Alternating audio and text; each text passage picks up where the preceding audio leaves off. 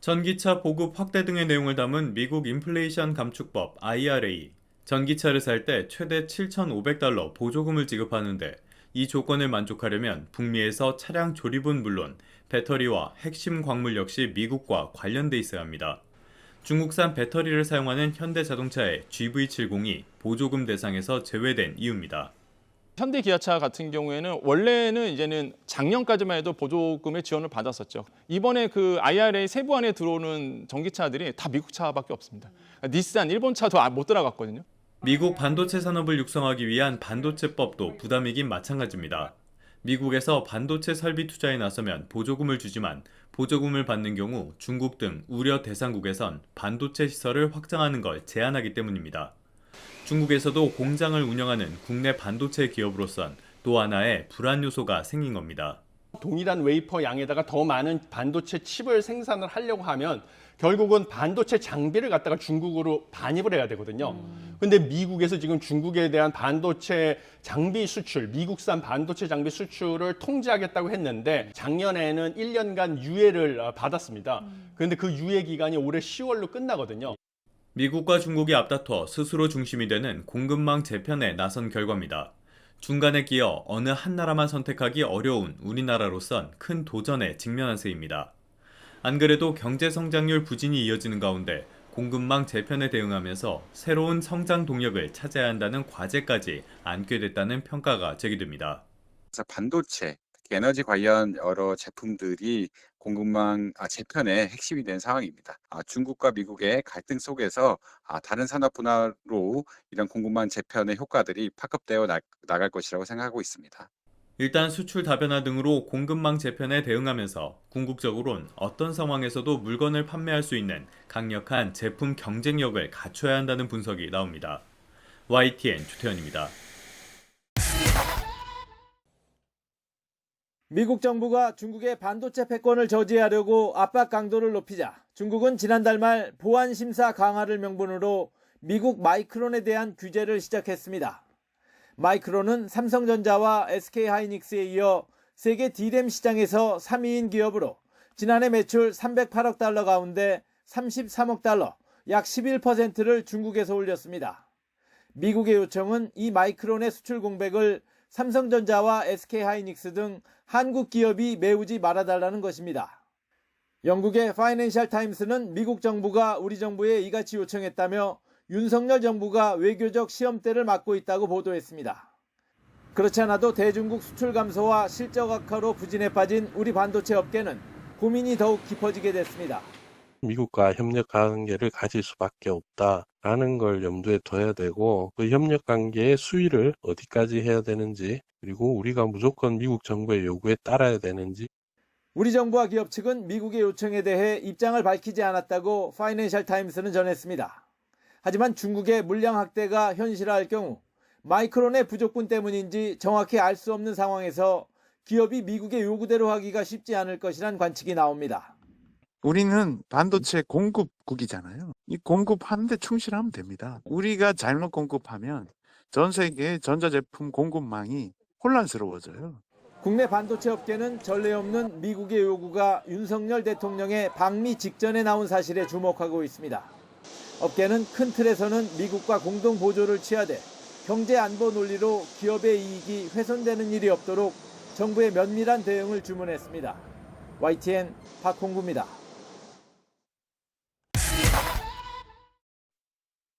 곤혹스럽죠. 이게 왜 그러냐면 우리나라가 이제 중국 시장의 반도체 최대 또 수출국이기도 하고 또 중국 입장에서는 수입국입니다. 그러다 보니까 우리나라가 만약에 삼성전자, SK하이닉스가 수출이 안 된다. 이게 만약에 규제에 동참해서 수출 자체를 만약에 안 하게 된다 그러면 뭐 우리나라 입장에서는 큰 타격이 될 수밖에 없겠고요. 하지만 삼성전자 1분기 영업이익이 6천억 원 정도 나왔거든요. 그러니까 사실 조단으로 나오는 기업이 갑자기 6천억 원으로 줄어들었단 말이죠. 이런 상황에서 수출까지 이제는 어느 정도 제재가 가해진다 그러면 뭐 엎친 데 덮친 격이라고 이제 보시면 되겠습니다. 그래서 SK하이닉스 같은 경우는 지금 분기 적자가 일어난 상태예요. 이런 거 봤을 때 굉장히 겨울 한파를 좀 지나고 있는 상황에서 악재가 좀 나왔다라고 보시면 되겠습니다. 메모리 반도체 한파에 삼성전자와 SK하이닉스가 역대 최악 수준의 영업 실적을 기록했습니다. 삼성전자는 올해 1분기 반도체 부문에서만 4조 6천억 원에 달하는 영업 적자를 냈습니다. 반도체 부문 분기 적자는 글로벌 금융위기였던 지난 2009년 1분기 이후 14년 만에 처음입니다. 매출도 급감하면서 자동차 판매 호조세로 날개를 단 현대차에 상장사 영업이익 1위 자리를 내줬습니다. SK하이닉스는 올해 1분기 3조 4천억 원에 달하는 영업 손실을 냈고 매출은 지난해 대비 반토막이 났습니다.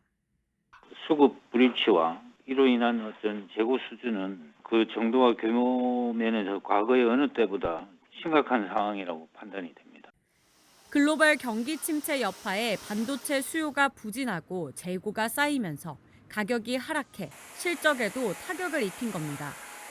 삼성전자와 SK하이닉스는 올해 2분기부터 재고 조정에 따른 감산 효과가 나타날 것으로 기대하고 있습니다. 당사는 생산량을 하향 조정 중에 있습니다. 이에 따라서 2분기부터 당사 재고 수준은 감소하기 시작할 것으로 예상되며 이런 감소폭이 하반기에는 더욱 확대될 것으로 전망됩니다. 연내 반도체 수요는 살아날 걸로 기대되지만 미국의 반도체 지원법 등 경영 불확실성은 여전히 불안 요소로 남아 있습니다. 당장 오는 10월부턴 우리 기업들의 중국 내 생산시설에 첨단 반도체 장비 반입이 통제됩니다. 이번 윤석열 대통령의 미국 국빈 방문으로 한국 기업을 규제 대상에서 제외하거나 유예를 연장해주는 조치가 나오길 기대하는 목소리도 있었지만 한미 정상 공동성명에는 기업이 예측 가능한 여건을 조성하겠다는 문구뿐 뾰족한 해법이 담기진 않았습니다. 철저하게 미국 중심의 반도체 공급망을 구성하는 데 필요한 내용들만 담고 있습니다. 따라서 그로 인해서 우리 기업이나 국가에 받게 될 영향 부분들에 관한 언급도 필요했는데 그러한 내용이 없다는 점이 상당히 아쉬운 점으로 보여집니다. 미국이 반도체 생산 거점을 자국으로 옮기기 위한 발걸음을 서두르는 만큼 중장기적으로 우리 산업 경쟁력을 뺏기지 않기 위한 돌파구 마련이 필요해 보입니다. YTN 윤혜리입니다.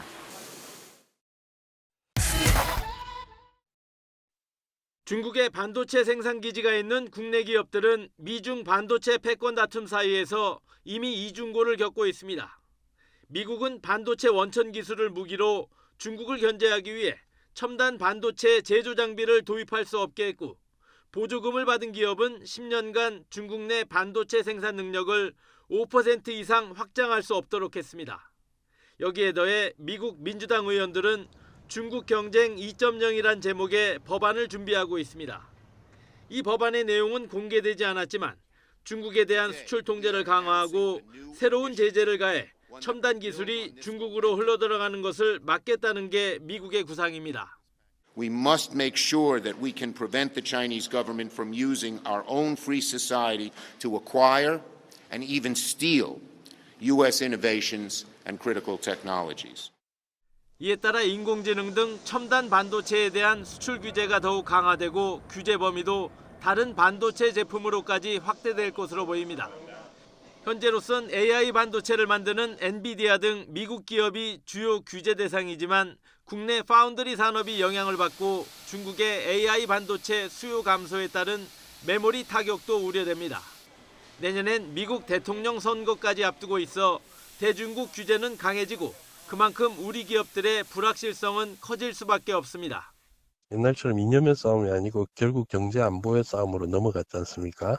그런 상황에서 중국의 경제가 이렇게 성장을 하다 보니 미국 입장에서는 그걸 막는 게 표를 얻기에는 상당히 도움이 되는. 최근 한미 동맹이 첨단 산업과 기술 분야로까지 확대되는 움직임을 볼 때 미국은 우리에게도 대중 압박에 동참할 것을 요구할 가능성이 큽니다. 이 과정에 우리 기업이 일방적으로 피해를 보는 일이 없도록 정부와 산업계의 철저한 대비가 필요해 보입니다. YTN 박홍구입니다.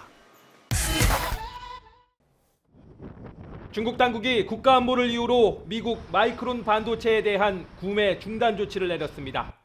지난 3월 31일부터 시작된 보안 심사 결과인데 공교롭게도 G7 정상회의 폐막날 발표했습니다.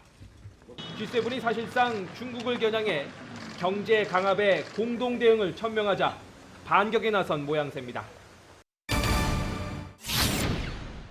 40조 원이 넘는 지난해 마이크론 전체 매출 가운데 중국 시장의 비중은 25%에 달합니다. 메모리 반도체 불황 속에 중국 시장을 잃으면 미국 경제에도 독이 될 수 있다는 메시지입니다. 최근 미중 간 고위급 접촉이 잇따르는 만큼 확전 신호라기보단 협상용 지렛대로 읽힙니다. 美方应当立即撤销制裁，采取实际行动，为对话沟通扫清障碍，营造氛围，创造有利的条件。 메모리 반도체는 삼성전자와 SK하이닉스, 마이크론이 3강 구도를 형성하고 있습니다. 중국의 이번 제재가 우리 기업에 어부지리로 작용할 거란 말이 나오는 배경입니다. 그러나 한국 기업이 마이크론의 빈자리를 메우지 못하도록 미국 정부가 압력을 행사할 가능성이 제기되고 있습니다. 반도체 자금률을 높이려는 중국이 YMTC 같은 자국 업체에 물량을 몰아줄 수도 있어서 한미 간 균열만 드러낼 공산도 큽니다. 베이징에서 YTN 강정규입니다. 지난달 한미 정상회담 기자회견에서 바이든 대통령은 중국 투자를 제한한 반도체법이 한국에 피해를 주려는 의도가 아니라는 점을 분명히 했습니다. It's generating significant economic growth in America and not hurting anybody. And by the way, it's creating jobs in South Korea. So I think it's a win-win. 하지만 미국 상무부가 발표한 반도체법 가드레일 조항은 미국 보조금을 받는 기업은 중국에서 생산량을 늘릴 수 없다는 조건을 붙였습니다. 첨단 반도체의 경우 생산량을 5% 이상 증산할 수 없고 이를 어길 경우 보조금을 모두 반환해야 한다는 겁니다. 이 때문에 중국에 반도체 공장을 둔 삼성과 SK가 피해를 볼 수 있다는 지적에 우리 정부가 요건 완화를 요구했습니다. 미국 관보에 게재된 한국 정부 의견서를 보면 가드레일 조항으로 미국에 투자하는 기업에 부당한 부담을 줘선 안 된다고 밝히고 있습니다. 특히 첨단 반도체 생산량의 5% 증가를 실질적 확장으로 정의한 요건도 재검토해 줄 것을 요청했습니다. 공개된 의견서에 실리진 않았지만 우리 정부는 실질적 확장의 의미를 5%가 아닌 10%로 늘릴 것을 제안한 것으로 알려졌습니다. 이와 함께 28나노미터 로직 반도체와 18나노 D램 반도체 이상을 첨단 반도체로 규정한 정의도 재검토할 것을 요구했습니다. 반도체법 가드레일 조항과 관련해 접수된 27개 의견서 가운데 기업이나 협회가 아닌 정부가 낸 건 한국이 유일합니다. 미국 반도체 산업협회도 해외 투자와 관련한 실질적 확장 요건이 지나치게 까다롭다며 우리 정부와 같은 입장을 낸 것으로 확인돼 미국 정부가 어떤 결론을 내릴지 주목됩니다. 워싱턴에서 YTN 권중규입니다.